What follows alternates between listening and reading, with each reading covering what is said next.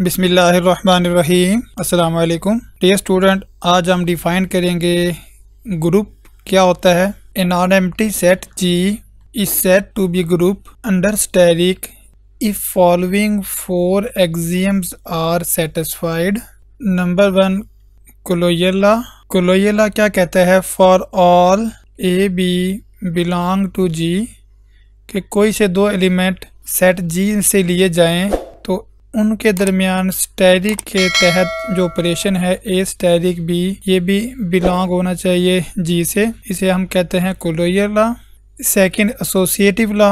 Associative में 3 element होंगे, for all A b c in G, a static into b static c is equal to a static b into static c. ये कहलाता है associative law. 3 पर है existence of identity. Existence of identity का मतलब है for all a belong to G, G के तमाम एलिमेंट के लिए एक ऐसा एलिमेंट ई बी जी में मौजूद होना चाहिए, e belong to G, such that a static e is equal to e static a, और इन दोनों का आंसर आना चाहिए ए के इक्वल। ऐसा एलिमेंट ई को हम आइडेंटिटी एलिमेंट कहते हैं जी का। 4 एक्सियम है एग्जिस्टेंस ऑफ इनवर्स।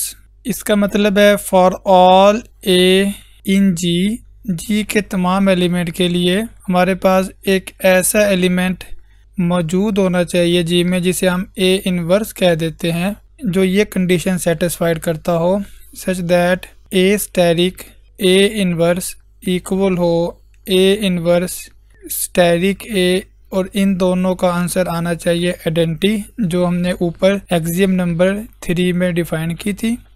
अगर एक नॉन एम्प्टी सेट जी ये 4 एक्सियम सेटिस्फाइड करे तो then G is a group. Then G is a group. It is denoted by G comma static. तो इसे हम इस ऑर्डर पेयर में रिप्रेजेंट करते हैं कि जी स्टैटिक ऑपरेशन के तहत एक ग्रुप है। इसी तरह अब हम डिफाइन करते हैं abelian group. If a group G satisfy the condition a static b is equal to b static a for all A B in G, अगर जी के तमाम एलिमेंट ये कंडीशन सेटिस्फाइड करें then G is said to be abelian. यहाँ पर एक बात जहन में रहे कि हम ग्रुप को जस्ट जी से रिप्रेजेंट कर रहे हैं, तो ये इसका शॉर्टकट वे है। असल में जी कोमा स्टैटिक ही प्रॉपर नोटेशन है ग्रुप को रिप्रेजेंट करने के लिए, लेकिन सिंपली हम इसको जी से ही रिप्रेजेंट करते हैं। अगर कोई ग्रुप ये कंडीशन सेटिस्फाइड ना करे a static b is equal to b static a, तो ऐसा ग्रुप नॉन अबेलियन ग्रुप कहलाएगा। तो हम कह सकते हैं otherwise G is non abelian. अब हम कुछ एग्जांपल्स देखते हैं। Set of integer under addition ये एक ग्रुप है। इसी तरह set of rational number Q under addition ये भी एक ग्रुप है, और set of real number under addition ये भी एक ग्रुप है। तो ये 3 एग्जांपल हमने यहाँ पे डिस्कस की हैं। अब इन तीनों को 1 बाय 1 देखें। इन तीनों में कोलोइयल लॉ होल्ड होता है। जैसे set of integer under addition को देखें तो for all A B in Z के सेट ऑफ इंटीजर से कोई से 2 एलिमेंट लिए जाएं तो इनको ऐड किया जाए, ए और बी को ऐड करें तो इनका सम भी इंटीजर से ही बिलोंग होता है। तो कोलोइयल लॉ इसमें भी होल्ड हो रहा है। इसी तरह सेट ऑफ रैशनल नंबर में for all A B in Q A plus B also belong to Q, तो ए प्लस बी भी क्यू से बिलोंग करता है, तो क्यू भी अंडर एडिशन के तहत क्लोज्ड है। Similarly set of real number को देखें for all A B in R, set of real number से कोई से 2 एलिमेंट लिए जाएं तो ए plus B also belong to R, तो इसे हम कह सकते हैं set of real number under addition भी क्लोज्ड है। इसी तरह इन तीनों में एसोसिएटिव प्रॉपर्टी भी होल्ड होती है कि अगर 3 एलिमेंट इन रेस्पेक्टिव सेट से लिए जाएं तो वो एडिशन के तहत उनमें एसोसिएटिव लॉ होल्ड होगा, जो कि ये होगा ए प्लस बी प्लस सी। तो यहाँ पे बी और सी को ब्रैकेट में क्लोज करें is equal to a plus is equal to a plus b plus सी।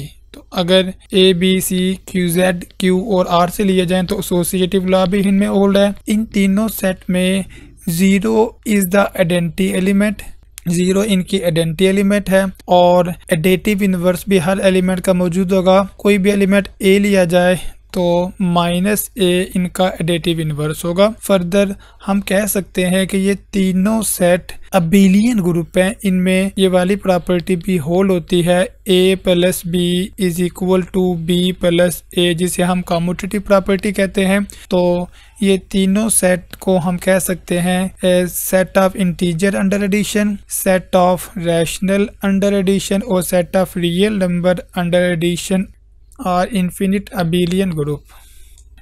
मज़ीद एग्जांपल्स देखें तो Q static mean non zero rational number under multiplication. इसी तरह आर स्टैटिक मीन के सेट ऑफ रियल नंबर में से 0 को सब्ट्रैक्ट करें तो non zero real number under multiplication और non zero complex number under multiplication. ये तीनों सेट अंडर मल्टीप्लिकेशन ये भी ग्रुप बनाते हैं। अब इन तीनों में कोलोइयल लॉ होल होता है।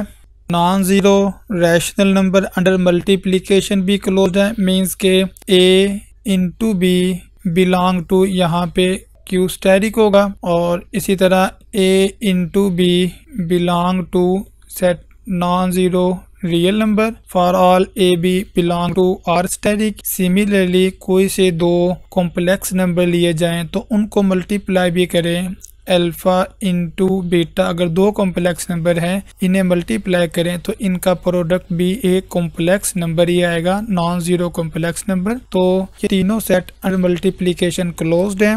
एसोसिएटिव लॉ भी इन्हें होल्ड होता है, ए इंटू बी इंटू सी इक्वल है ए इंटू बी इंटू सी। सिमिलरली यहाँ पर भी ए इंटू बी कोई से 3 नॉन ज़ीरो रियल नंबर लिए जाएं तो उनमें भी एसोसिएटिव लॉ होल्ड होगा।